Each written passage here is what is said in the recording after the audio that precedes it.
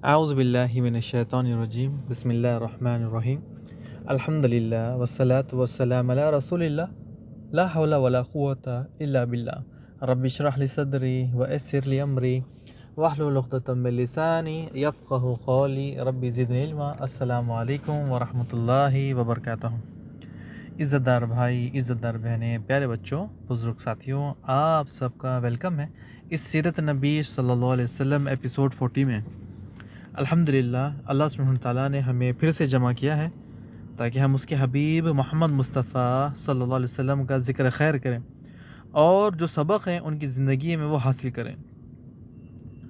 اس جو ایپیسوڈ کو ہم انشاءاللہ، جس طرح ہمارا معمول ہے کہ ہر 10 ایپیسوڈ کے بعد ہم ریویژن کرتے ہیں، لیکن ہم اس ایپیسوڈ کا ریویژن نہیں کریں گے، یعنی جو پچھلا ایپیسوڈ گیا اس کا ریویژن نہیں کریں گے، کیونکہ ہماری ایک سیریل چل رہا ہے یعنی اسراء والمعراج کا۔ کیا ایپیسوڈ 38 39 میں ہم نے اسراء والمعراج کے بارے میں چند معلومات کر آئے ہیں کہ وہ تمام چیزیں پھر یہ بیچ میں ٹوٹ جائے گی، اور ہم آج وقت بھی کوشش کرتے ہیں کہ آج جتنا مجھے وقت ملتا ہے میں آپ کے سامنے یہ رکھ دوں تاکہ ہمارا ایک جو آج کا جو ایپیسوڈ ہے وہ مکمل ہو جائے۔ یعنی اسراء والمعراج میں ہم سب سے پہلے ہم نے یہ جانا تھا ایپیسوڈ 38 39 میں کہ اسراء والمعراج یعنی ایک زمینی سفر، پھر اس کے بعد معراج آسمانی سفر، یہ تمام چیزیں معلومات کی تھی۔ یعنی معراج سے آپ مسجد اقصیٰ سے لے کر آسمان کی طرف اوپر گئے تھے، تو یہ تمام چیزیں ہم نے ایپیسوڈ میں کور کی تھی۔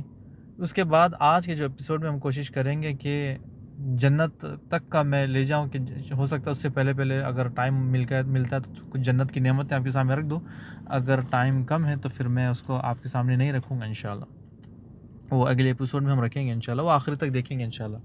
اچھا، جو پچھلے ایپیسوڈ میں ہم چل رہے تھے کہ اسراء والمعراج زمینی اور آسمان کا سفر، اس کے بعد محمد صلی اللہ علیہ وسلم کہتے ہیں کہ آج جبرائیل علیہ السلام انہیں پہلے آسمان پر لے کر جاتے ہیں، اور جب دروازے کا داروغہ یا دروازہ جو کھولنے والا فرشتہ تھا اس نے پوچھا کہ کون ہے؟ جبرائیل علیہ السلام نے کہا کہ میں جبرائیل، آپ کے ساتھ کون ہے؟ محمد صلی اللہ علیہ وسلم۔ کیا ان کو بلایا گیا ہے؟ جی ہاں، ان کو بلایا گیا، مہمان ہے۔ اسی طرح ہر دروازے پر پوچھتے اوپر تک گئے اور 7ویں آسمان تک، یعنی 6 یا 7ویں آسمان تک پہنچے۔ یعنی ہر دروازے پر آپ کو کہا جاتا کہ خوش آمدید، آنے والے کتنے اچھے ہیں۔ پہلے آسمان پر آدم علیہ السلام سے ملاقات ہوئی، دوسرے پر یحییٰ علیہ السلام، تیسرے پر یوسف علیہ السلام، چوتھے پر ادریس علیہ السلام، پانچویں پر ہارون علیہ السلام، اور چھٹے پر موسیٰ علیہ السلام۔ 7ویں آسمان پر کون؟ ابراہیم علیہ السلام۔ ابراہیم علیہ السلام کے بارے میں بھی میں نے آپ کو بتایا تھا کہ ابراہیم علیہ السلام نے کتنے اچھے ہمیں تحفے دیے اور کتنی اچھی چیزیں ہمیں بتائیں محمد صلی اللہ علیہ وسلم کے ذریعے۔ یعنی ہم نے پچھلے بار بھی بتایا تھا کہ جب آپ صلی اللہ علیہ وسلم کے ذریعے تمام امت کو ابراہیم علیہ السلام نے سلام بھیجا، اور پھر جھاڑ لگانے کی تسبیح بتا دی، فارمولہ بھی بتا دیا۔ اس کے بعد ہم نے آپ کو بتایا تھا کہ بیت المعمور کے بارے میں، جو بیت المعمور جس طرح کعبہ زمین پر، اسی طرح بیت المعمور بھی اوپر 7ویں آسمان پر ہے، اور جس کے ایک دن میں ایک چکر لگاتے ہیں 70,000 فرشتے، اس کے بعد دوبارہ ان کی باری نہیں آتی۔ اور پھر یہ بھی بتایا تھا کہ بیت المعمور کے 2 دروازے، ایک اندر سے جاتے ہیں اور دوسری طرف سے نکلتے ہیں۔ اس کے بعد ہم نے تھوڑی سی سدرۃ المنتہا کے بارے میں بھی معلومات حاصل کی تھی، اور اس کے بعد ہم نے یہ بھی جانا تھا کہ میں نے بتایا تھا کہ جبرائیل علیہ السلام کتنے خوبصورت ہیں ماشاءاللہ، یعنی ان کی شکل، ان کا جو حلیہ، اس کے بارے میں آپ صلی اللہ علیہ وسلم نے بتایا کہ ان کے 600 پر ہیں، اور ایک پر سے جو مشرق مغرب یہ پورا ڈھپ جاتا ہے، یعنی آپ دیکھیں لیفٹ اور رائٹ سے پورے جو ایسٹ اور ویسٹ ہے وہ پورا ڈھپ جاتا ہے۔ پھر اس کے بعد ہم نے جانا تھا کہ سدرۃ المنتہا وہ مقام پر پہنچ جاتے ہیں، وہاں اس کے آگے کوئی نہیں جاتا، محمد صلی اللہ علیہ وسلم اس جگہ پر پہنچ جاتے ہیں جہاں سے آگے بڑھنا کسی کے لیے ممکن نہیں۔ پھر ہم نے یہی بتایا تھا کہ اوپر سے اگر کوئی چیز آتی ہے تو یہاں سدرۃ المنتہا پر آ کر رک جاتی ہے، پھر وہاں سے اسے اتار لیا جاتا ہے، اور اگر کوئی چیز نیچے سے اوپر جاتی ہے تو سدرۃ المنتہا پر اسے روک لی جاتی ہے، پھر وہاں سے اوپر لینے کا بالکل جو سسٹم ہے وہ بالکل الگ ہے۔ تو محمد صلی اللہ علیہ وسلم اس مقام پر پہنچ گئے تھے۔ اور پھر اس کے بعد میں نے ایک چیز آپ کو شاید نوٹ کروائی دی تھی اس سے پہلے، لیکن شاید وہ دجال کا واقعہ شاید مجھے یاد نہیں کہ میں نے آپ کو بتایا تھا، نہیں بتایا، دجال سے ملاقات ہوتی ہے، پھر بھی انشاءاللہ اگر بعد میں کبھی موقع ملتا ہے تو دجال کے بارے میں کچھ چیزیں آپ کے سامنے میں رکھ دوں گا۔ اب یہاں پر آپ صلی اللہ علیہ وسلم ایسے مقام پر پہنچ گئے ہیں جہاں اللہ سبحانہ تعالیٰ اپنی تجلی ڈالتا ہے، یعنی جہاں اللہ سبحانہ تعالیٰ آتا ہے اور جو چیزیں ڈھانپنے والی ہوتی ہیں وہ محمد صلی اللہ علیہ وسلم کو ڈھانپ لیتی ہیں۔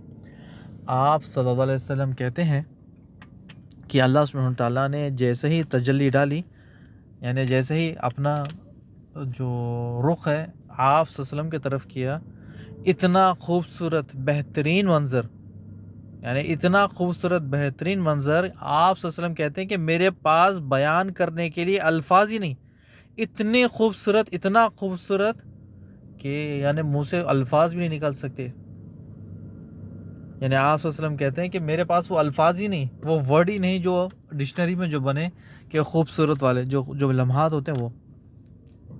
یعنی صفی الرحمن مبارک پوری رحمہ اللہ جن کی ہم کتاب پڑھیں، وہ کہتے ہیں کہ جب اللہ سبحانہ تعالیٰ کے دربار میں آپ صلی اللہ علیہ وسلم پہنچے، اللہ سبحانہ تعالیٰ اور آپ صلی اللہ علیہ وسلم کے بیچ اتنا کم ڈسٹینس ہو گیا کہ دو کمانوں کے بیچ میں جتنی جگہ ہوتی ہے اتنا، یعنی آپ صلی اللہ علیہ وسلم نے اللہ سبحانہ تعالیٰ سے حجاب کے ذریعے بات کی، یعنی اللہ سبحانہ تعالیٰ نے آپ صلی اللہ علیہ وسلم سے حجاب کے ذریعے بات کی، حجاب کے ذریعے، یعنی میں نے بتا دیا کہ آپ صلی اللہ علیہ وسلم اللہ کے اتنے قریب ہو گئے، اتنے قریب کہ دو کمانوں کے بیچ میں جتنی جگہ ہوتی ہے اتنی جگہ تھی بس، وہاں سے اللہ سبحانہ تعالیٰ سے آپ صلی اللہ علیہ وسلم نے حجاب کے ذریعے بات کی۔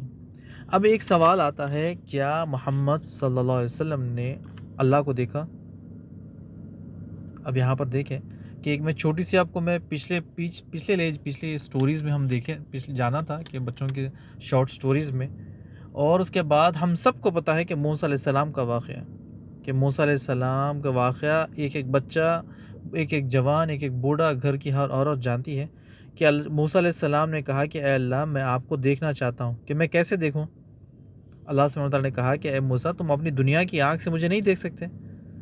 تو جب موسیٰ علیہ السلام یعنی کوہ طور پر جاتے تھے، بار اللہ سبحانہ وتعالیٰ سے ہم کلامی کرتے تھے، آتے تھے، دل میں خواہش ہی کب تک ہم زبان سے بات کریں، ایک بار تو میں اللہ کو دیکھ لوں، یعنی ایک بار تو دیکھ لوں، جو طور پہاڑ ہے جہاں سے موسیٰ علیہ السلام تورات لے کر آئے تھے، یعنی ایک بار ریکویسٹ ہی کہ اے اللہ میں آپ کو دیکھنا چاہتا ہوں۔ اللہ سبحانہ وتعالیٰ نے کہا کہ موسیٰ دنیا کی آنکھ سے تو تم مجھے نہیں دیکھ سکتے، یعنی تمہارے اندر وہ طاقت ہی نہیں ہے، تمہارے اندر وہ طاقت ہی نہیں ہے، تم برداشت نہیں کر پاؤ گے، تم مجھے دیکھ نہیں پاؤ گے۔ اللہ نے بتا دیا، لیکن موسیٰ علیہ السلام کہنے لگے کہ اللہ میں بس ایک بار دیدار کرنا چاہتا ہوں، بس ایک بار۔ پھر اللہ سبحانہ تعالیٰ نے کہا کہ دیکھو موسیٰ ایک کام کرو، یعنی موسیٰ علیہ السلام کو اللہ سبحانہ تعالیٰ کہتا ہے کہ دیکھو کہ تم اس پہاڑ کی طرف اپنی نظر ڈالو، یعنی اپنی نگاہیں، اپنا چہرہ اس پہاڑ کی طرف ڈالو اور دیکھو کیا میری تجلی وہ پہاڑ برداشت کر سکتا ہے، اگر پہاڑ برداشت کر سکتا ہے تو پھر اس کے بعد دیکھتے ہیں۔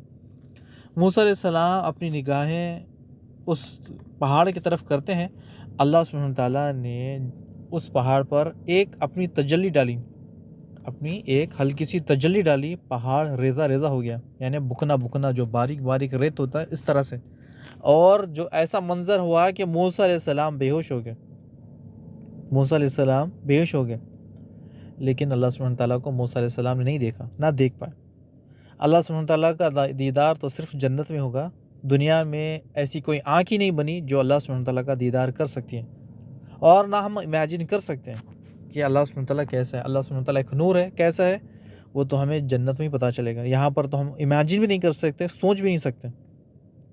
اور بات چل رہی تھی محمد صلی اللہ علیہ وسلم کی، تو اللہ سبحانہ تعالیٰ نے خود بتا دیا کہ تم مجھے نہیں دیکھ سکتے، کوئی بھی انسان مجھے نہیں دیکھ سکتا دنیا میں، اگر اللہ کو دیکھنا چاہتا تو پھر اپنے آپ کو مار لے، پھر اس کے بعد جب مارنے کے بعد جب قیامت جنت جہنم کا فیصلہ آئے گا، جب ہی اللہ سے ملاقات ہوگی، جب اللہ کو دیکھ سکتا تو جبھی، لیکن دنیا کی نظروں سے نہ کا موسیٰ علیہ السلام نے دیکھا، نہ آپ صلی اللہ علیہ وسلم نے دیکھا، نہ کسی انسان نے دیکھا۔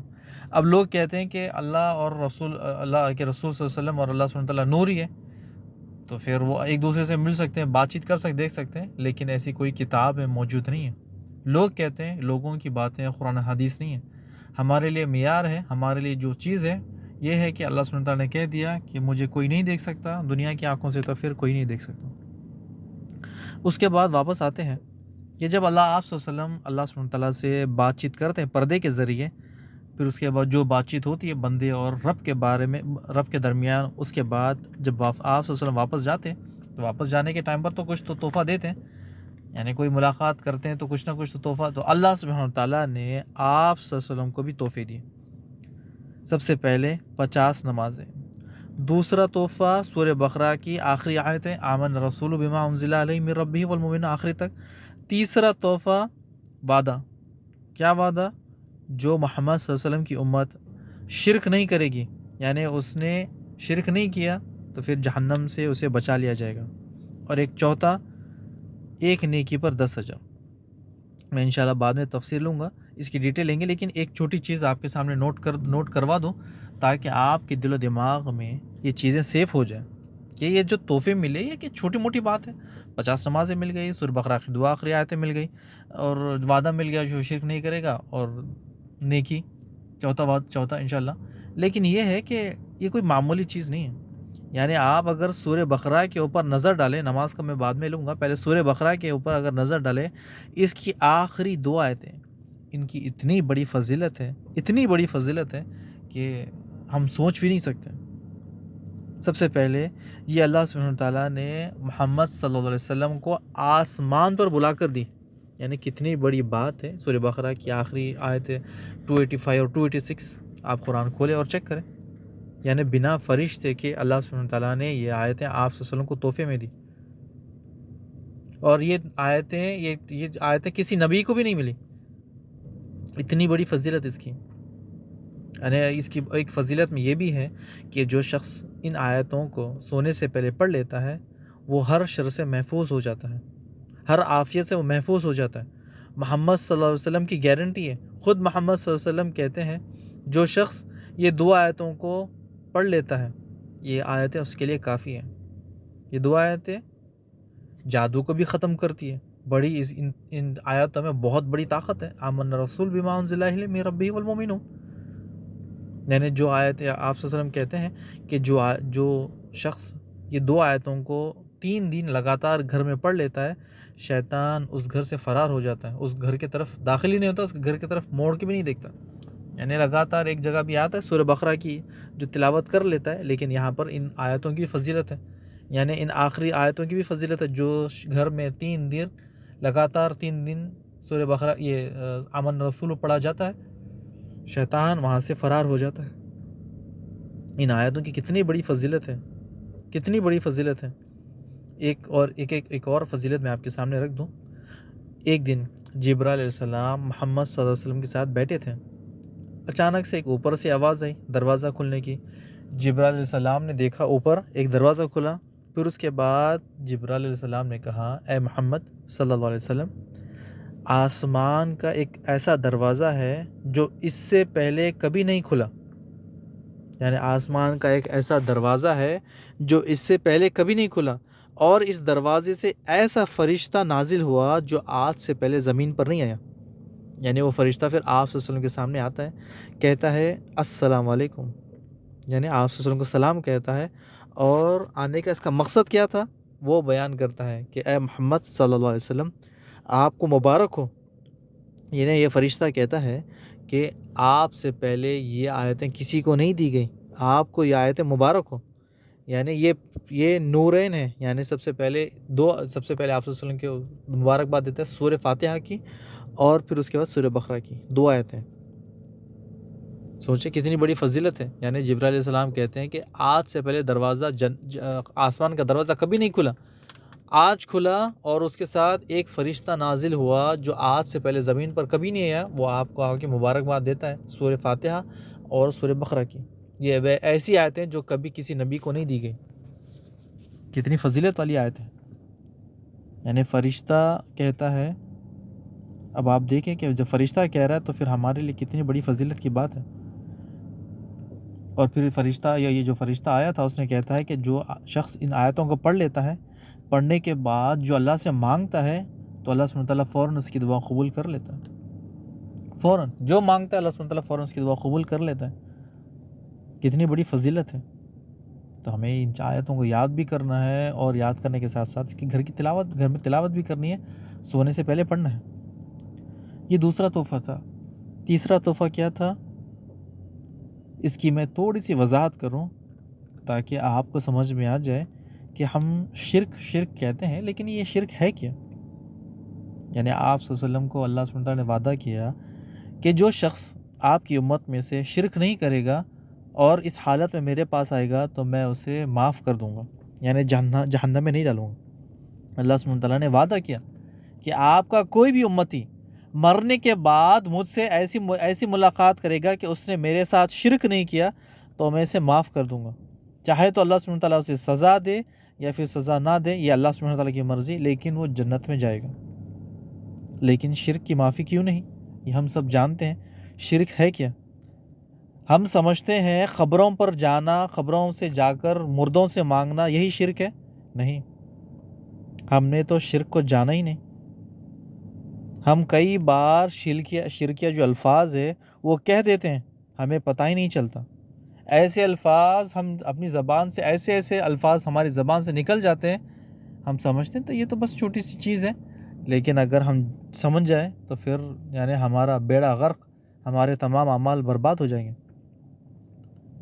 یعنی شرک کرنے والے یہی کہتے ہیں کہ بھئی مندر پہ جانا شرک ہے، عیسائی کے کسی کا کیک کھا لینا شرک ہے، عیسائی کا اقرار کرنا عیسیٰ علیہ السلام اللہ کے بیٹے شرک ہے، لیکن ہم نے شرک کو جانا ہی نہیں۔ شرک کے خفی چھوٹا شرک، اس کے بارے میں ہم جانتے بھی نہیں، کسی کو پتہ بھی نہیں۔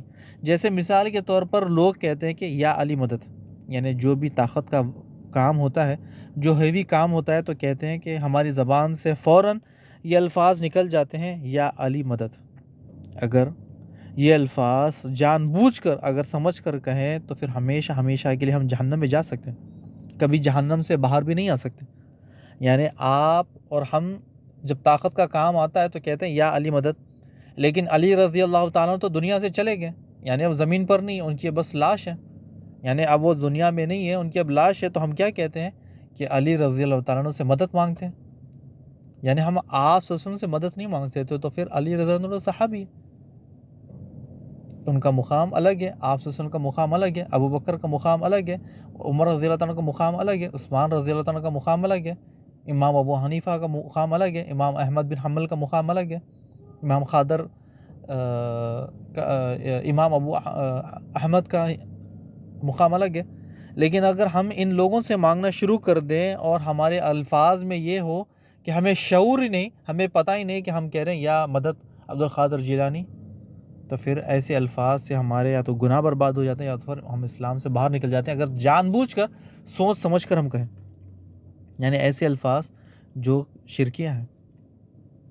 ایک حدیث میں آتا ہے، آپ صلی اللہ علیہ وسلم کہتے ہیں جس نے دکھاوے کے لیے نماز پڑھی اس نے شرک کیا۔ اب آپ دیکھ لیں کہ شرک کرنے والا جنت میں نہیں جائے گا، یعنی اللہ کا وعدہ ہے کہ جو شرک کرے گا وہ جنت میں نہیں جائے گا، تو اب ہم انجانے میں یا جان بوجھ کر ایسے الفاظ نکل جاتے ہیں یا نکالتے ہیں اور پھر ہم اپنے اعمال برباد کر بیٹھتے ہیں۔ یعنی آپ صلی اللہ علیہ وسلم کہتے ہیں جس نے دکھلاوے کے لیے عبادت کی اس نے شرک کیا، جس نے دکھلاوے کے لیے روزہ رکھا اس نے شرک کیا، جس نے دکھلاوے کے لیے صدقہ کیا اس نے شرک کیا۔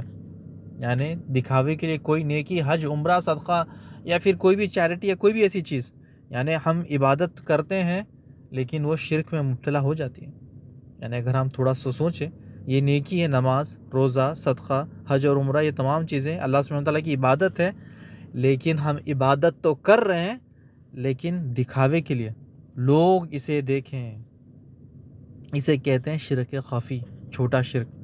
ایک بڑا شرک ہوتا ہے شرک اصغر، جو اللہ سبحانہ وتعالیٰ کی قدرت ہے وہ عام لوگوں میں تقسیم لوگ کر دیتے ہیں، یعنی جو اللہ کی قدرت ہے وہ لوگوں میں بھی ہے۔ اللہ سبحانہ وتعالیٰ اولاد دیتا ہے، بندے بھی اولاد دیتے ہیں، نعوذ باللہ۔ اللہ سبحانہ وتعالیٰ صحت دیتا ہے، بندے بھی صحت دیتے ہیں۔ اللہ سبحانہ وتعالیٰ کسی کو زندہ کرتا ہے، لوگ کہتے ہیں ہم بھی زندہ کرتے ہیں۔ اللہ سبحانہ وتعالیٰ کسی کو بیمار کرتا ہے، شفا دیتا ہے، تو کہتے ہیں کہ وہ بیمار تھا ہم نے اسے شفا دیا۔ یعنی ایسی کئی چیزیں جو اللہ سبحانہ وتعالیٰ کی قدرت ہے وہ لوگ کہہ دیتے ہیں کہ وہ ہمارے پاس بھی ہے، لوگوں کے پاس بھی ہے، تو یہ شرک اکبر ہے۔ لیکن جو شرک اصغر ہے، شرک خفی ہے، جو چھوٹا شرک ہے، وہ سلولی آہستہ آہستہ دھیرے دھیرے کب ہمارے دل میں بیٹھ جاتا ہے، کب ہمیں پتہ ہی نہیں چلتا، کب ہمارے اندر آ جاتا ہے ہمیں پتہ ہی نہیں۔ میں ایک چھوٹی سی اس کی مثال دوں آپ کو آگے چل کے، کہ ہمارے اندر آ جاتا ہے یا ہمارے اندر پایا جاتا ہے، ہمیں خبر ہی نہیں۔ یعنی ہم لا علمی میں ایسے الفاظ، ایسے کلمات، ایسے کام کر بیٹھتے ہیں جس کا بہت بڑا نقصان ہوتا ہے، اور اس کا نقصان کیا ہے کہ ہمارے سارے اعمال برباد ہو جاتے ہیں۔ ایک چھوٹی سی میں مثال دوں تاکہ آپ کو سمجھ میں آئے کہ شرک خفی جو شرک اصغر ہے، یہ ہمارے دل و دماغ میں سے ایسا بس گیا ہے کہ ہمیں پتہ ہی نہیں کہ یہ شرک ہے۔ ہمارے دل و دماغ میں ایسے اس نے جگہ بنا لی ہے، آہستہ آہستہ گھس گیا، ہمیں پتہ ہی نہیں کہ اس کو بھی شرک کہتے ہیں۔ یعنی اگر آپ دیکھیں کہ ہم نے اپنی نفس جو ہماری نفس ہے، نفس کو ہم نے رب بنا لیا ہے۔ یعنی رب کو ہم نے چھوڑ کر ہماری جو اپنی نفس ہے اس کو ہم نے رب بنا لیا ہے۔ کیسے؟ صبح کا وقت ہے، فجر کا الارم بج رہا ہے، اذان ہو رہی ہے، اذان کی آواز کانوں میں جا رہی ہے، آنکھیں کھل گئیں، لیکن ہماری نفس کہتی ہے کہ سو جا۔ ہم بلینکٹ لیتے ہیں، چادر لیتے ہیں، لپیٹ کر سو جاتے ہیں، پھر اس کے بعد آنکھ کھلتی ہے، پھر سورج نکلنے کے بعد یہ کیا کیا ہم سوچ رہے کہ ہم نے تو بس سو گئے، تھک گئے تھے اس طرح سے، لیکن ہم نے رب کے حکم کو ٹھکرا دیا، نفس کے حکم کو مان لیا اور رب کے حکم کو ہم نے ٹھکرا دیا، رب کو چھوڑ دیا، نفس کو آگے کر دیا۔ یہ شرک خفی ہے۔ یعنی اگر جان بوجھ کر کرنا ہے تو پھر سوچے کہ کتنا بڑا گناہ ہے۔ اللہ سبحانہ وتعالی کو چھوڑ دیا، نفس کے غلام بن گئے۔ یعنی ہم کہتے ہیں کہ یہ جسم میرا ہے، اس جسم پر میری حکومت ہے، میرا کام چلے گا، لہذا ہم نے صبح کی نماز کو قربان کر دیا۔ اب آپ دیکھ لیں کہ ہمیں یہ جاننا ضروری ہے کہ شرک اصغر کیا ہے، شرک اکبر کیا ہے، یعنی شرک چھوٹا شرک، بڑا شرک، یہ جاننا ضروری ہے۔ لا علمی میں ہم ایسے کام کر بیٹھتے ہیں کہ ہم اپنی نیکیوں سے، اپنے اعمال سے، اپنی تمام نیکیاں ہیں اسے ضائع کر لیتے ہیں، یہ شرک کی وجہ سے۔ یعنی شرک اکبر جو ہے وہ ڈائریکٹ جہنم میں انٹری ہے۔ یعنی آپ اگر لگا لیں کہ اگر کوئی شرک اکبر کرتا ہے، بڑا شرک کرتا ہے، اس میں یہ چیز آپ کو میں لکھوا دوں، نوٹ کروا دوں، تاکہ ہمارے دل و دماغ میں بیٹھ جائے، جو ہم سیرت پڑھ کے آ رہے ہیں ہمیں یہ بھی یاد ہو کہ ہمارے لیے یہ فائدہ ہے یا نقصان ہے۔ یعنی شرک اکبر ڈائریکٹ جہنم کا ٹکٹ ہے، اس نے خرید لیا۔ لیکن جو چھوٹا شرک ہے وہ کیا کرتا ہے؟ جو شرک خفی ہے، آہستہ آہستہ سلولی ہمارے جسم کے اندر داخل ہو جاتا ہے، دل اور دماغ میں ہمارے محفوظ ہو جاتا ہے، ہمیں پتہ ہی نہیں چلتا اور ہمارے عمل برباد ہو جاتے ہیں۔ جیسے ایک اور مثال، ریاکاری شرک ہے۔ یعنی دکھاوے کے لیے نماز پڑھنا شرک ہے۔ یعنی اگر ہمارے گھر میں بھائی بہن یا رشتہ دار ہیں، یا پھر ہمارے کوئی مہمان آئے تو ہم دکھانے کے لیے لمبی نمازیں پڑھتے ہیں، لمبے تہجد میں جاتے ہیں، تہجد میں اٹھتے ہیں، لمبے سجدے کرتے ہیں، زور سے تلاوتیں کرتے ہیں۔ اگر نیت ٹھیک ہے تو ٹھیک ہے، اگر نیت دکھاوے کی تو پھر وہ شرک میں آ جاتا ہے، اور نیکی کرنے کے چکر میں ہم گناہ اپنے سر موڑ لیتے ہیں۔ ایک اور مثال اگر میں سمجھانے کے لیے، شرک خفی ہمارے دل اور دماغ میں ایسا بیٹھ جاتا ہے جیسے ہم سونا خریدتے ہیں، سونا خریدنے کے ساتھ ساتھ لوگوں کو دکھانے کے لیے اپنے زیورات، اپنی انگوٹھی، اپنی رنگ، اپنے براسلیٹ، اپنا نیکلس، اپنے ایئر ٹاپ، یا پھر اپنے ہاتھ کی جو انگوٹھی، یا پھر اور کوئی چیز لوگوں کو دکھانے کے لیے باہر نکلتے ہیں، شادیوں میں جاتے ہیں گھومنے کے لیے۔ اگر نیت یہی تھی تو پھر یہ گناہ میں لکھا گیا۔ اللہ کی نعمت ہے، اللہ سبحانہ وتعالیٰ نے آپ کا مال تھا، آپ نے خریدا، لیکن اگر آپ نے لوگوں کو اسی نیت سے دکھایا تو سوچ لے پھر آپ نے اپنے شرک کو محفوظ کر لیا۔ ایسے ہی اگر کوئی کار لیتا ہے یا گھر لیتا ہے یا کچھ بھی ہے، لوگوں کو دکھانے کے لیے، چاہے وہ دنیا کی چیز تھی یا پھر دین سے ریلیٹڈ، کوئی دونوں میں سے جڑی ہو، اگر اس نے دکھاوے کے لیے کیا تو پھر اس نے شرک خفی کیا، اور شرک خفی کرتے کرتے یا چھوٹا شرک کرتے کرتے کب بڑے شرک کی طرف مڑ گیا، کب ہمارے اعمال برباد ہو گئے، ہمیں پتہ ہی نہیں چلتا۔ یعنی اتنا بڑا خوفناک یہ شرک اصغر ہے، شرک خفی ہے، چھوٹا شرک ہے۔ یعنی آپ صلی اللہ علیہ وسلم کہتے ہیں کہ دجال کے فتنے سے بھی بڑا خوفناک یہ شرک خفی ہے، شرک اصغر، چھوٹا شرک ہے۔ یعنی 3 نام ہے لیکن بس ایک ہی اس کا کام ایک ہے۔ یعنی اللہ سبحانہ وتعالیٰ کے پاس سے محمد صلی اللہ علیہ وسلم کو 3 تحفے ملے، لیکن وہ 4 بنتے ہیں، میں انشاءاللہ آگے آپ کو سمجھاؤں گا۔ تو سب سے پہلے جو تحفہ ملا تھا 50 نمازیں، اس کے پاس پڑھتے ہیں، اس کے بعد آگے بڑھیں گے انشاءاللہ۔ یعنی آپ صلی اللہ علیہ وسلم جیسے ہی اوپر گئے تھے تو جبرائیل علیہ السلام نے اوپر لے کر گئے، اس کے بعد نمازیں ملی، یہ 3 تحفے، اس کے جو 4 بنتے میں بتاتا ہوں۔ تو 3 تحفے لے کر وہ واپس آئے. اس کے بعد آنے کے بعد نیچے جس راستے سے گئے تھے اسی راستے سے واپس آئے. موسیٰ علیہ السلام سے ملاقات ہوئی. موسیٰ علیہ السلام نے پوچھا اے محمد صلی اللہ علیہ وسلم آپ کو کیا ملا تحفہ؟ یعنی موسیٰ علیہ السلام کو جلن حسد نہیں تھی، یعنی دیکھنا چاہتے تھے کہ میں بھی ایک نبی ہوں، وہ بھی ایک نبی ہے، ان کو کیا ملا. یعنی ہمارے پر اللہ اور موسیٰ علیہ السلام کا احسان ہے. یعنی ہر کسی کا احسان ہمیں بھولنا نہیں ہے، لیکن کتنا اچھا کام موسیٰ علیہ السلام نے ہمارے لیے کر دیا. یعنی موسیٰ علیہ السلام نے پوچھا کیا ملا، تو آپ سے نے کہا کہ 50 نمازیں. موسیٰ علیہ السلام کہنے لگے اے محمد صلی اللہ علیہ وسلم مجھے اپنی امت کا تجربہ ہے، ایکسپیرینس ہے. میری امت 2-3 نماز ہی نہیں پڑھ رہی تھی، آپ کی امت 50 نمازیں کیسے پڑھے گی؟ ان کے پاس اتنی طاقت نہیں، اتنی استطاعت ہی نہیں، اتنی ہمت نہیں کہ وہ 50 نمازیں پڑھے. وہ کہتے ہیں کہ محمد صلی اللہ علیہ وسلم سوچیں، اگر نماز، یہ جو نماز اللہ سبحانہ تعالیٰ نے فرض دی ہے، فرض ہے، اگر کوئی نماز نہیں پڑھے گا تو یہ فرض نماز گناہ گار ہے. محمد صلی اللہ علیہ وسلم سوچنے لگے، لیکن کہنے لگے یہ اللہ سبحانہ تعالیٰ سے بات کرنے کا ذریعہ ہے. یعنی اللہ جب بھی آپ کا دل کرے نماز پڑھنا ہے تو اللہ جب بات کرنی ہے اللہ سبحانہ تعالیٰ سے فیس ٹو فیس، تو پھر آپ کیا کریں؟ نماز کے لیے ٹھہر جائیں. یعنی یہ ایک بڑی نعمت ہے. موسیٰ علیہ السلام کہنے لگے کہ یہ تو بڑی نعمت ہے، اگر پورا نہ کرے تو پھر یہ ایک مصیبت بھی ہے.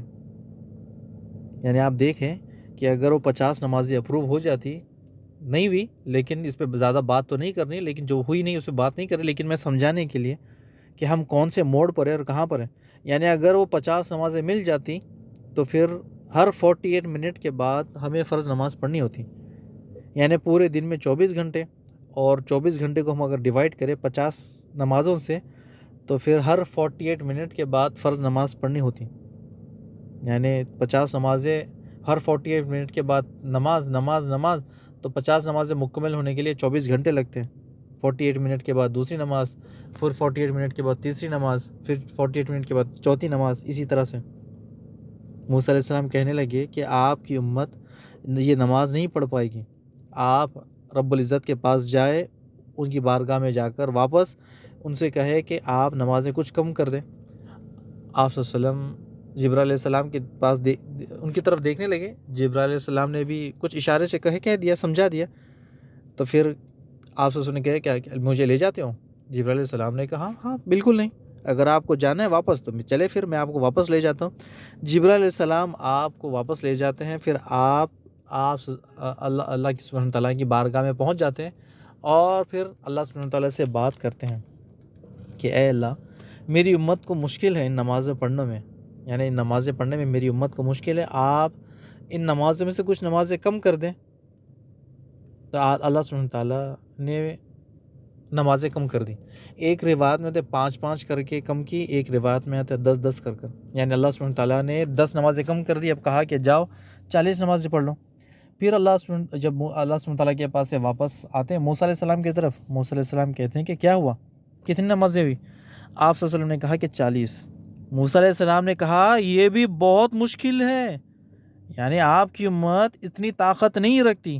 آپ واپس جا کر اللہ سبحانہ تعالیٰ سے کہے کہ اس میں کچھ کم کر دیں. یعنی پوری یہ نمازیں پڑھنا بڑی مشکل ہے آپ کی امت کے لیے. آپ جا اللہ سے ریکویسٹ کریں کہ کچھ نمازوں میں تخفیف کر دیں، کچھ کم کر دیں. پھر آپ صلی اللہ علیہ وسلم کہتے ہیں کہ جبرائیل علیہ السلام کو پھر لے جائیں. پھر جبرائیل علیہ السلام انہیں لے جاتے ہیں اللہ رب العزت کی بارگاہ میں. اسی طرح نماز 40 سے 30، 30 سے 20، 20 سے 10، 10 سے پھر 5 آ جاتے ہیں. جب جیسا ہی 5 نمازیں لے کر موسیٰ علیہ السلام کے پاس واپس آتے ہیں، موسیٰ علیہ السلام کہتے ہیں کتنی نمازیں؟ آپ نے کہا کہ 5 نمازیں. موسیٰ علیہ السلام کہنے لگے کہ آپ کی امت یہ بھی نہیں کر پائے گی، آپ اللہ سبحانہ تعالیٰ کے پاس واپس جائے اور کہے کہ نمازیں کم کریں. یعنی موسیٰ علیہ السلام نے کیا کہا کہ آپ اللہ رب العزت کی بارگاہ میں دوبارہ جائے اور کہے کہ نمازوں کو بھی کم کریں. آپ صلی اللہ علیہ وسلم نے کہنے لگا کہ مجھے یہ 5 نمازیں قبول ہے. موسیٰ علیہ السلام بار بار کہتے لگے کہ آپ نمازوں کو کم کریں. آپ صلی اللہ علیہ وسلم نے کہا کہ میں یہ 5 نمازوں کو قبول کرتا ہوں، اور مجھے شرم آتی ہے اللہ سبحانہ تعالیٰ کے پاس جا کر پھر نمازیں کم کرنے کے لیے. بس یہ انف ہے، نمازیں اتنی ہیں، اتنی نمازیں کافی ہیں. یعنی موسیٰ علیہ السلام نہیں، یہ الفاظ میرے ہیں، یعنی موسیٰ علیہ السلام یا آپ صلی اللہ علیہ وسلم کی نہیں کہ آپ بس اگر آپ کو سمجھ میں آیا تو لے لے، صرف سمجھانے کے لیے کہ موسیٰ علیہ السلام بار بار اصرار کر رہے تھے کہ نماز سے کم کرے، نماز سے کم کرے۔ محمد صلی اللہ علیہ وسلم اگر نماز لاتے تو پھر میری طرف سے کہ صرف 2 ہی نماز لاتے تو اچھا ہوتا، 2 نمازیں فرض کرتے تو اچھا ہوتا۔ کون سی نمازیں؟ سال کی 2 نمازیں فرض ہوتی تو ٹھیک ہوتی۔ کون سی؟ عید کی نمازیں، یعنی عید کی نماز کے لیے روڈ بلاک، عید کی نماز کے لیے دکانیں بند، عید کی نماز کے لیے نئے کپڑے، اور اس کے بعد پھر نماز پڑھنے کے لیے آتے ہیں۔ روز روز تو نمازیں پڑھنا ہمارے لوگوں کے لیے مشکل ہے۔ جمعہ کے دن تو نواب شہزادے اذان کے ساتھ ہی تو اٹھتے ہیں، یعنی خطبہ آدھا ختم ہو جاتا ہے، نواب صاحب حمام میں سے ٹاول مانگتے ہیں۔ آج آپ دیکھ لیں کہ کس طرح سے آج ہر گھر کا ماحول ہے، یعنی ہر روز تو چھوڑے اسے مسجد، ہر روز مسجد آنے سے چھوڑے، جمعہ کے دن بھی وہ مسجد دیر سے آتا ہے، جمعہ کے دن بھی وہ مسجد کتنی دیر سے آتا ہے، اور حتیٰ کہ آپ عیدوں کے دن ہی دیکھ لیں، عید میں بھی وہ کب آتے ہیں، تو اگر انہیں عید کی نمازیں فرض ہوتی تو وہی ان کے لیے کافی ہو جاتی۔ پھر آپ دیکھ لیں کہ ہمارے آج کل کا جو ماحول ہے، رمضان میں ہی مسجدیں فل ہوتی ہے پہلے عشرے میں، اس کے بعد غائب ہو جاتے ہیں۔ اسی لیے موسیٰ علیہ السلام بار بار کہتے ہیں کہ آپ کی امت اس کی استطاعت نہیں رکھتی، آپ جا کر ان سے کہے کہ اللہ سے کہے کہ نمازیں کم کرے، لیکن آپ سے نے کہا کہ انف 5 نمازیں کافی ہے۔ نماز اتنی زیادہ قیمتی ہے، اتنی زیادہ ضروری ہے، ہم اس کے ساتھ لاپرواہی کرتے ہیں، اتنی زیادہ لاپرواہی کہ محمد صلی اللہ علیہ وسلم کہتے ہیں کہ جس نے جان بوجھ کر نماز چھوڑ دی اس نے کفر کیا، اللہ سبحانہ تعالیٰ کا انکار کر دیا کھلے عام۔ اتنی زیادہ ضروری ہے نماز اور ہم لاپرواہی کرتے ہیں، یعنی نام تو مسلمان کا ہے لیکن ہم کیا کرتے ہیں، نمازوں کو ٹھکرا دیتے، نماز کو چھوڑتے ہیں۔ نام مسلمان کا ہے، کام کفریہ کرتے ہیں، یعنی آپ صلی اللہ علیہ وسلم کی صحیح حدیث ہے، صحیح مسلم کی، جس نے جان بوجھ کے نماز چھوڑ دی اس نے کفر کیا، یعنی مسلمانوں کے پاس تو اس کا نام مسلمان ہے، لیکن اللہ سبحانہ تعالیٰ کے پاس اس کا نام کافروں میں لکھا گیا نماز چھوڑنے کی وجہ سے۔ یعنی فجر کی نماز 1 دن ناغا یا 2 دن ناغا، لیکن ہر روز اس کی نماز، فجر کی نماز ناغا، ہر روز فجر کی نماز وہ سورج اٹھنے کے بعد پڑھتا ہے یا تو پھر نہیں پڑھتا۔ نواب کی نماز، ظہر کی نماز تو پھر بستر میں ہوتی ہے۔ اب آپ دیکھ لیں کہ ہم گھومنے پھرنے کے لیے اگر جانا ہمارا کچھ پلان ہے، یا پھر صبح جلدی اٹھنا ہے، تو پھر نواب صاحب کی نیند تو ایسے ہی غائب ہو جاتی ہے، نیند تو لگتی نہیں ہے۔ اگر گھومنا پھرنا ہے، پکنک ہے، تو پھر سوتے نہیں رات تمام، اور اگر جب نماز کی بات آتی ہے تو پھر بلینکٹ اور بستر یاد آتا ہے، یعنی فرض نماز کو تو ہم نے ایک چھوڑ دیا۔ اسی لیے موسیٰ علیہ السلام کہہ رہے تھے کہ فرض نماز کو کم کرا لے، لیکن اگر کراتے تو کتنی کراتے ہیں، عید میں 2 ہی کراتے تھے بس، اس کے آگے اور کیا کریں، یعنی یہ میرے الفاظ ہیں۔ لیکن سورہ مدثر میں اللہ سبحانہ وتعالیٰ نقشہ کھینچتا ہے آیت نمبر 42-43 میں۔ میری ریکویسٹ ہے کہ آپ سورہ مدثر کو کھولے پڑھے، کیا میں سچ کہہ رہا ہوں یا پھر صرف باتیں ہیں نماز کے بارے میں، یعنی خود چیک کر لیں کہ جہنمیوں سے جب سوال کیا جائے گا، جو جہنم میں چلے جائیں گے، جہنم سے پوچھا جائے گا کہ تم جہنم میں کیوں آئے، تمہیں آنے کا مقصد کیا ہے، کیوں آئے تم جہنم میں؟ تو وہ کہتے ہیں کہ ہم نماز نہیں پڑھتے، مسکینوں کو کھانا نہیں کھلاتے، ہم قیامت کا مذاق اڑاتے تھے، قیامت ہاں ٹھیک ہے بعد میں آئے گی، لیکن اچانک سے موت آ گئی اور ہم مر گئے، نماز پڑھنے کا موقع ہی نہیں ملا۔ یعنی جہنمی کیا کہتے ہیں، جہنمی کہتے ہیں کہ ہمیں موقع ہی نہیں ملا، یعنی زندگی میں گزر گئی 30 40 50 60 100، ہمیں نماز پڑھنے کا موقع ہی نہیں ملا، نماز پڑھا ہی نہیں۔ یہ جہنمیوں کا، یہ اللہ سبحانہ تعالیٰ بتاتا ہے نقشہ سورہ مدثر آیت نمبر 42-43 کھول کر چیک کر لیا۔ یعنی نماز دین اسلام جو 5 پلرز آف اسلام جو پڑھتے ہیں اس کی بنیاد ہے۔ اب آپ دیکھ لیں کہ اذان ہوتی ہے، کچھ لوگ بس چند لوگ نماز کی طرف آگے بڑھتے ہیں، یعنی اتنا بڑا تحفہ اللہ سبحانہ تعالیٰ نے آپ صلی اللہ علیہ وسلم کو بلا کر نماز کا تحفہ دیا، اور ہم نماز کے ساتھ کتنی لاپرواہی کرتے ہیں۔ مسجد میں کچھ لوگ نماز کے لیے آتے ہیں اور کافی بڑی تعداد بزنس میں لگی ہوتی ہے، کہ بس انہیں بزنس چلانے سے فرصت ملے تو نماز کی طرف آئے نا۔ اچھا اب آگے چلتے ہیں کہ اللہ سبحانہ تعالیٰ نے آپ صلی اللہ علیہ وسلم کو اتنے بڑے بڑے تحفے دیے کہ سب سے پہلے نماز کا تحفہ، پھر سورہ بقرہ کی آخری 2 آیتیں، اور پھر اس کے بعد شرک سے بچ گیا تو اس کے لیے وعدہ کہ اسے جہنم سے بچا لیا جائے گا۔ جب محمد صلی اللہ علیہ وسلم جا رہے تھے تو پھر ایک آواز آئی، یعنی محمد صلی اللہ علیہ وسلم یہ جو چوتھا میں نے آپ کو بتایا تھا کہ تحفے تو 3 ملے، لیکن چوتھا کیا ہے اب آپ سنیں کہ چوتھا تحفہ کیا ملا، فورتھ۔ جب آپ صلی اللہ علیہ وسلم جا رہے تھے، آواز دینے والے نے آواز دی، ایک آواز آئی، اے محمد صلی اللہ علیہ وسلم، آپ کو 50 نمازیں تو ملی، لیکن وہ کم ہوتے ہوتے 50 آپ کے سامنے آ گئی، لیکن اگر کوئی امتی آپ کا 5 نمازیں پڑھے گا تو اسے 50 نمازوں کا ہی اجر و ثواب ملے گا۔ سبحان اللہ، یعنی اگر آپ نماز ایک دن میں ایک نماز پڑھو گے تو اسے 10 نمازوں کا اجر ملے گا، یعنی پورے دن میں اگر ہم 5 نمازیں پڑھتے تو پھر 50 نمازوں کا اللہ سبحانہ تعالیٰ ہمارے نام اعمال میں لکھ دے گا کہ یہ بس، یعنی ایک نیکی پر 10 نمازوں کا اجر و ثواب۔ یہ ہے چوتھا تحفہ، یعنی ایک نیکی کر لی اس سے اللہ سبحانہ تعالیٰ اسے 10 گنا بنا کر یا پھر اس سے زیادہ بھی بنا کر ہمیں دے دیتا ہے۔ یعنی یہ اس آیات کا خلاصہ جو ہے نا اس نمازوں کے بارے میں غالباً سورہ انعام آیت نمبر 160 میں ہے، یعنی اس جو ایک نیکی کو اللہ سبحانہ تعالیٰ اسے 10 گنا بڑھا کر دیتا ہے۔ یعنی اگر ہم نے ایک نماز پڑھی تو جب اللہ سبحانہ تعالیٰ کے پاس ہم جائیں گے واپس تو اللہ سبحانہ تعالیٰ اسے ایک کے بدلے 10 نیکیوں کا تولے گا۔ یعنی اللہ سبحانہ تعالیٰ نے اتنا بڑا تحفہ دیا آپ صلی اللہ علیہ وسلم کو۔ اور پھر اس کے بعد یہ بھی دیکھیں کہ ایک نیکی پر اسے 10 گنا بڑا اجر و ثواب، یعنی ایک نماز پر اسے 10 نیکیوں کا اسے اجر مل گیا، لیکن جب بندہ برائی کرتا ہے تو پھر ایک ہی برائی لکھی جاتی ہے۔ جب ایک بندہ برائی کر دیتا ہے تو پھر فرشتہ لکھتا نہیں، اللہ سبحانہ تعالیٰ کہتا ہے کہ میرے فرشتے رک جا، میرا بندہ شاید استغفار کر لے، اور جب بندہ استغفار کر لیتا ہے اگر برائی لکھی بھی جاتی ہے تو پھر اسے میٹ دیا جاتا ہے جب بندہ استغفار کرتا ہے۔ یعنی اللہ رب العزت کتنا بڑا چانس، کتنا بڑا ڈسکاؤنٹ دیتا ہے۔ یعنی اگر ہم دیکھیں کہ جب قیامت والے دن آئے گا اور قیامت والے دن ایک ایک نیکی کو انسان ترسے گا، اور اگر ہم وہ نیکیاں ابھی دنیا میں نہیں جمع کریں گے تو پھر ہم سے بڑا کوئی بڑا احمق نہیں ہے۔ یعنی انسان قیامت والے دن ایک ایک نیکی کو ترسے گا، ایک ایک نیکی کو ترسے گا، گھومتے رہے گا، بھاگتے رہے گا، مجھے ایک نیکی دے دو میں جنت میں چلا جاؤں گا۔ لیکن موقع اللہ سبحانہ تعالیٰ نے کہاں دیا؟ دنیا میں۔ اگر ہم چاہے تو پھر اپنی نیکی ہم جمع کر لیں، لیکن اگر ہم جمع نہیں کرتے پھر بھی اگر لاپرواہی کرتے ہیں تو پھر قیامت میں سب سے بڑا نقصان اٹھانے والے ہیں۔ یعنی اللہ سبحانہ تعالیٰ نے آپ صلی اللہ علیہ وسلم کو بلایا، یہ تحفے دیے، کتنا بڑا ہمارے لیے فائدہ ہے کہ ہم یہاں دنیا میں رہتے رہتے نیکیاں جمع کر رہے، دنیا میں رہتے رہتے خزانے جمع کر رہے، دنیا میں رہتے رہتے جنت میں اپنے نام سے جھاڑ لگا رہے ہیں۔ ایک آخری بات رکھ کر ایپیسوڈ ختم کرتے ہیں انشاءاللہ، پھر اس کے بعد اگلے ایپیسوڈ میں کچھ اگر اور کچھ چیزیں ہیں تو پھر لے کر آؤں گا میں۔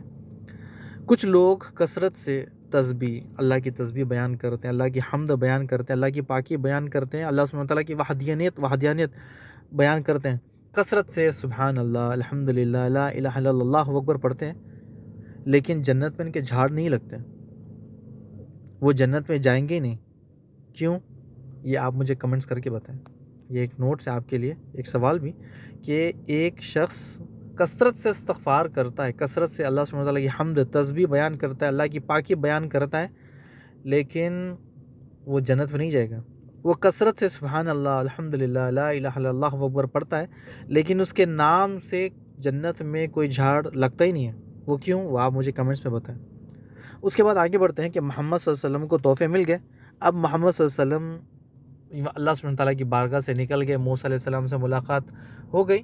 اب یہاں سے اللہ سبحانہ تعالیٰ جبرائیل علیہ السلام کو آرڈر دیتا ہے کہ آپ میرے بندے جو محمد صلی اللہ علیہ وسلم آئے تھے، اب انہیں جنت اور جہنم کی تو سیر کروائیں۔ تو یہاں پر آپ صلی اللہ علیہ وسلم جنت اور جہنم کی سیر کرتے ہیں۔ ایک میں اسپیشل ایپیسوڈ لے کر آؤں گا آپ کے لیے، آپ کے سامنے رکھتا ہوں کہ آپ کو پتہ چلے گا کہ یہ اسپیشل ایپیسوڈ تھا۔ یعنی اب میں اگر مختصر بتا دوں کہ اللہ سبحانہ تعالیٰ آپ صلی اللہ علیہ وسلم جنت میں گئے، عمر رضی اللہ عنہ کا گھر دیکھا، پھر جنت میں نہریں دیکھی، جنت میں یہ دیکھا، جنت میں وہ دیکھا، یہ تمام چیزیں تو میں آپ کو بولتا ہوں، یہ سنتے رہتے ہو آپ، لیکن ایک اسپیشل ایپیسوڈ لے کر آؤں گا ایک ولاگ کی طرح، ایک یعنی جنت میں انٹری کیسی ہوگی، جنت کے اندر کے نظارے کیسے ہوں گے، جنت میں اندر فرش کیسے ہوں گے، جنت کے اندر ندی کیسے ہوں گی، جنت کے اندر لوگ کیسے ہوں گے، جنت کے اندر گھر کیسے ہوں گے، جنت کے اندر پھل کیسے ہوں گے، یہ ایک بالکل ترتیب میں رکھوں گا، ایک سیریل میں آؤں گا تاکہ آپ کو سن کے مزہ آئے، دل خوش ہو جائے۔ جنت کی نعمتیں اپنی آنکھوں سے دیکھ لیں، یعنی یہ دیکھنا وہ دیکھنا نہیں، یہ سن کر مزہ لینا، اس کو دیکھنا وہ دیکھنا ہے. یعنی یہ سب تمام چیزیں جنت کی حقیقت ہے، جنت کی تمام نعمتیں جو اللہ سبحانہ تعالیٰ نے قرآن مجید میں بتایا، جو آپ صلی اللہ علیہ وسلم دیکھ کر آئے، احادیث میں بتاتے ہیں، وہ ایک ایک چیزیں میں جوڑ کر لے کر آتا ہوں. انشاءاللہ کوشش کرتا ہوں کہ اس کے کچھ اچھے سے نوٹس بنا لوں تاکہ آپ کو ایک مزہ بھی آئے. یہ سننے کے ساتھ آنکھ بند کر یعنی آنکھ سے دیکھے، وہ آنکھیں جو آنکھیں بند کر مزہ لیں. یعنی آپ دیکھیں کہ اگر مینگو کھاتے ہیں سامنے کوئی تو ہمارے منہ میں پانی آ جاتا ہے، کوئی اگر ہمارے سامنے سے بھوک لگتی ہے، سموسے چلے جاتے ہیں، یا پھر کوئی ایسی بریانی چلی جاتی ہے تو یعنی منہ میں پانی آ جاتا ہے، ناک میں جیسے خوشبو جاتی ہے. تو جب ہم یہ جنت کے بارے میں، ان کی نعمتوں کے بارے میں جانیں گے تو دل میں اور مزہ آئے، منہ میں پانی آ جائے کہ کب ہم اللہ سے یہی ہے کہ اللہ سبحانہ تعالیٰ کب ہماری جان نکلے اور بس ہم جنت میں چلے جائیں. بس تو جنت کی نعمتیں انشاءاللہ کوشش کرتا ہوں کہ ایک اسپیشل ایپیسوڈ میں لے کر آؤں. تو آج کا جو ایپیسوڈ تھے یہیں پر روکتے ہیں. بارک اللہ فیک و جزاکم اللہ خیر. امید ہے کہ آپ کو آج کا جو ایپیسوڈ ہے وہ اچھا لگا ہوگا. تو یہ ہمارا اسرا والمعراج کا جو سفر چل رہا ہے، انشاءاللہ ہم اسی کو کنٹینیو رکھیں گے. السلام علیکم ورحمۃ اللہ.